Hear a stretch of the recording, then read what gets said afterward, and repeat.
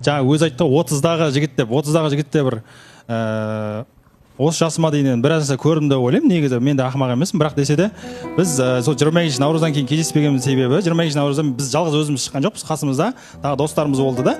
Мен енді алдын бұл бір үміткерге өз сөз тастап, алдыңғы ұсыныстарын бәрін өз тастап жүргенге кішкене ниеттім де, мүмкін қалай айтсам болады, сырттан көрген кезде ол өте нормально деп көрдім, бірақ өз көзімен тағы осындай бірнеше жағдайларды көргеннен кейін, сол жерде мысалы қатысушылар болды, соған жабысып бүйтіп жүргеннен кейін мен ойладым, мүмкін не дейді, ауру қалса да әдет қалмайды дейді ғой.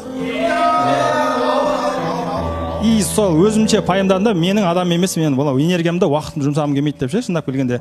Және де әлеуметтік желіде, Инстаграмда көрсеңіз, үнемі түнде стористер салады, жігіттердің машинаның алдына отырған, мысалы кез келген ер азамат өзін сыйлайтын, ол әбестік деп ойлаймын, сондықтан да мен оған былай сөйлегім де келген жоқ.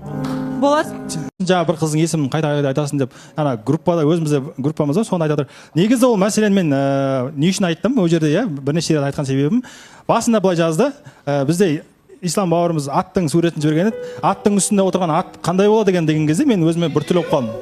Сол кезде онда менде сол жаңа есімді бірнеше рет қайталаған болатындығым. Соған сен қырсығып тұрсың ғой бұл жерде, иә? Сонда сен сондайсың ба? Ана бірдеме істесең дәл сондай затты қайтару керек сол адамға, иә? Жоқ, сенің еніңі. Сен істеп отқан іс-әрекетің өзің жасыңа жете. Вот сенің жасыңда мен, сенің жасыңа. Вот маған нормально, потому что мен ол прикол ретінде айтып жатырмын, оны бәрі түсініп жатыр. И бәріміз бір-бірімізбен ойнайтынбыз, сен өзің жақсы білесің, менен жақсы да. И сенің өзің жасыңа сәйкестілік па сол? Енді мен жасым 19 дегенде кез келгеннен жігітке не дей берудің қажеті жоқ қой, дұрыс па? Жоқ, кез келгенге емес, әзіл ретінде ғана айтқан болатын, оны исламның өзі де түсінді.